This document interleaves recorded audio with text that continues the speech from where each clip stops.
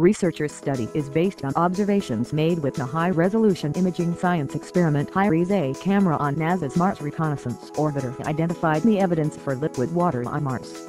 Researchers using an imaging spectrometer found pattern of hydrated minerals on high-rise slopes with strange lines on the planet. The lines appeared to be dark and flown down in warm season. It disappeared during cooler seasons at 10 degrees Fahrenheit observed in many locations. Our quest on Mars has been to follow the water, in our search for life in the universe.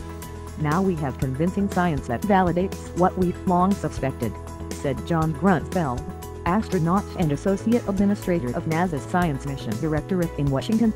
As it appears to confirm that water, albeit briny, is flowing today on the surface of Mars. Recurrent slope lineae. The researchers analyzed narrow, downslope trending surface features on Mars that are darker than their surroundings, called recurrent slope lineae. Scientists claim slopes might be related to water. It's likely a shallow subsurface flow, with enough water wicking to the surface to explain the darkening. We found the hydrated salts only when the seasonal features were whitest. It suggests that either the dark streaks themselves or a process that forms them is the source of the hydration.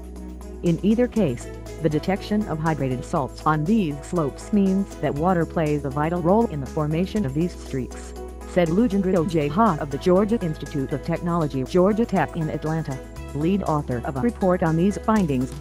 The new findings are more proof that the mysterious lines we first saw darkening Martian slopes 5 years ago are present-day water.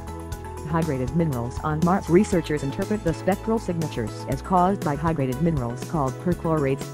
The hydrated salts most consistent with the chemical signatures are likely the mixture of magnesium perchlorate, magnesium chlorate and sodium perchlorate.